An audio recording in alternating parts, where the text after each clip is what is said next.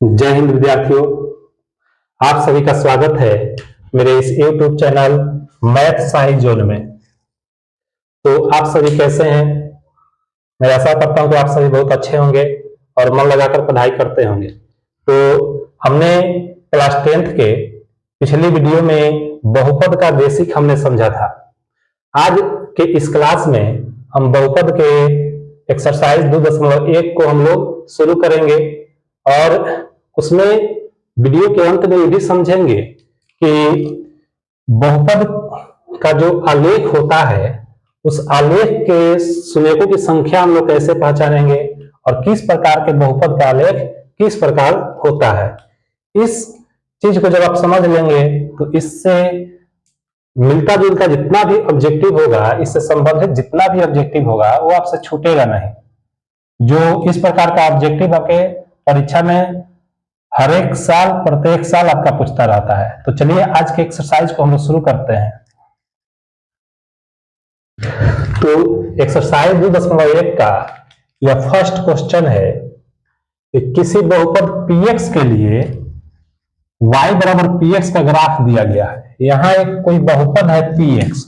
अब px से एक बात स्पष्ट है कि जो भी बहुपद है वह चर x में है, वह चर x में वह बहुपद है। तो उसके लिए उस बहुपद के लिए यहां पर कुछ ग्राफ दिया गया है और हमें बताना है कि प्रत्येक स्थिति में px के शून्यकों की संख्या क्या होगा। जो जिस भी बहुपद का यह ग्राफ है उस बहुपद के शून्यकों की संख्या कितना होगा हम लोगों को यह बताना है।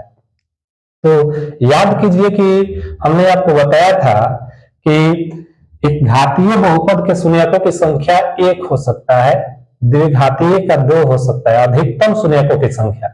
एक घातीय का अधिकतम 1 और द्विघातीय बहुपद होगा तो उसका अधिकतम शून्यकों की संख्या 2 होगा। त्रिघातीय बहुपद होगा तो उसके शून्यकों की संख्या 3 होगा। इसी प्रकार से चतुर्थ घातीय बहुपद होगा तो उसका अधिकतम शून्यकों की संख्या 4 हो सकता है। लेकिन आज हम लोग को इस ग्राफ को देख करके बताना है कि यह किस प्रकार का बहुपद होगा और इसमें शून्यकों की संख्या कितना होगा। इसमें तो केवल शून्यक की संख्या बताना है, लेकिन एक बात समझ लीजिए किस प्रकार के बहुपद का भी शून्यक कितना होता है मैं ये भी आपको बताऊंगा। तो चलिए यहां देखिए, ध्यान से समझेंगे कि यह जो फर्स्ट क्वेश्चन है यहां आप आलेख देख सकते हैं कि एक सरल रेखा है जो y अक्ष को काट रहा है और यहाँ जो बहुपद है चर x में है। px का मतलब चर x में। तो ध्यान देना है कि यदि आलेख x अक्ष को जितने बिंदुओं पर काटता है उस बहुपद का शून्यक उतना ही होता है। ठीक है, अगर चर x वाला कोई बहुपद है और उसका आलेख x अक्ष को जितने बिंदुओं पर काटेगा उसके शून्यकों की संख्या उतना ही होगा। लेकिन यहां आप देख सकते हैं कि यहां जो आलेख है x अक्ष को किसी भी बिंदु पर नहीं काट रहा है, यह y अक्ष को काट रहा है। x अक्ष के किसी भी बिंदु पर नहीं काट रहा है तो यहां हम लिख देंगे कि इसके शून्यकों की संख्या 0 होगी। ठीक है, अब यह सेकेंड नंबर क्वेश्चन देखिए। सेकेंड नंबर क्वेश्चन जो है इसमें देखिए कि यह आलेख जो है x अक्ष को कितने जगह काटता है। तो यह x अक्ष है, x अक्ष को एक ही बिंदु पर काट रहा है। इसका मतलब है कि यह जिस भी बहुपद का आलेख है उस बहुपद का शून्यकों की संख्या 1 होगा। और यह थर्ड नंबर क्वेश्चन को आप देख सकते हैं। इसमें यह जो आलेख है देखिए x अक्ष को कितने बिंदुओं पर काट रहा है, 1 2 3, यह 3 बिंदुओं पर काट रहा है। इसका मतलब है कि यह जो आलेख जिस बहुपद का है उस बहुपद के शून्यकों की संख्या 3 होगा। बहुत ही सिंपल है, इसी प्रकार से देखना है। और यह देखिए यह जो आलेख है 4 नंबर क्वेश्चन है, इसका आलेख आप देखिए, इसका आलेख इस तरह की आकृति जो होती है प्रबलयाकार इसको कहते हैं। यह जो आलेख है प्रबलयाकार है जो x अक्ष को कितने बिंदुओं पर काट रहा है, 2 बिंदुओं पर काट रहा है। 2 बिंदुओं पर काट रहा है, इसका मतलब होता है कि इसके शून्यकों की संख्या 2 होगा। 5 नंबर प्रश्न देखेंगे, आप नीचे लिख देंगे कि चूंकि इसमें लिखेंगे हर एक प्रश्न में कि यह x अक्ष को 2 बिंदुओं पर काट रहा है इसलिए इसके शून्यकों की संख्या 2 होगा। इस तरह से लैंग्वेज के द्वारा हम लोग इसका आंसर देंगे। अब यह 5 नंबर प्रश्न देख सकते हैं कि यह जो आलेख है एक सच को कितने बिंदुओं पर काट रहा है? 1 2 3 4 बिंदुओं पर काट रहा है। इसका मतलब है कि इसके शून्यकों की संख्या 4 होगा। अब यह 6 नंबर प्रश्न देखिए आप, इसमें यह जो आलेख है यह एक सच को कितने बिंदुओं पर काट रहा है? 1 2 और 3। देखिए यहाँ एक ही बिंदु पर काट रहा है, छू रहा है केवल, और यहाँ पर एक बिंदु है, यानी यह 3 बिंदुओं को स्पर्श करके जा रहा है, अतः इसके शून्यकों की संख्या 3 होगा। बहुत ही सिंपल है। तो हमने तो यह समझा कि यदि कोई आलेख एक सच को जितने बिंदुओं पर काटेगा तो उस आलेख से संबंधित जो बहुपद है उसके शून्यकों की संख्या उतना होगा, यह हमने समझा।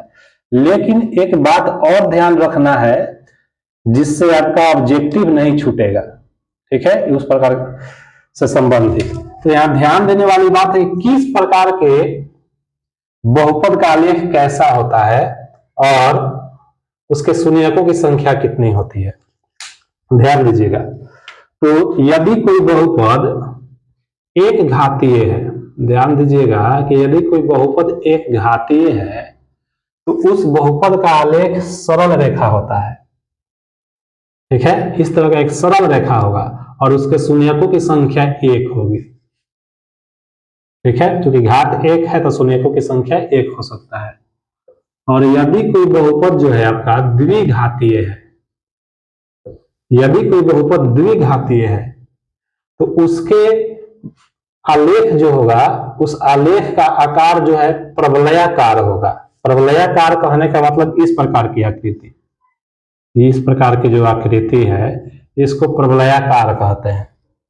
तो यदि कोई बहुपद जो है हमारा द्विघातीय है तो उसका आलेख इस प्रकार का होगा, प्रवलयाकार। याद रखिएगा, परीक्षा में इस तरह का प्रश्न आता है कि द्विघातीय बहुपद का आलेख कैसा होता है, और ऑप्शन में आपका दिया रहेगा कि सरल रेखा, टेढ़ी मेढ़ी रेखा या वक्र रेखा, प्रवलयाकार, कोई नहीं, इस प्रकार से 4 ऑप्शन दे सकता है। तो ध्यान में रखेंगे कि द्विघातीय बहुपद का जो आलेख होता है वह प्रवलयाकार होता है और द्विघातीय बहुपद के शून्यकों की संख्या अधिकतम कितना होगा? तो नाम द्विघातीय है तो इसके अधिकतम शून्यकों की संख्या 2 होगी। और यदि कोई त्रिघातीय बहुपद होगा, अगर त्रिघातीय बहुपद होगा तो उसके अधिकतम शून्यकों की संख्या 3 होगा।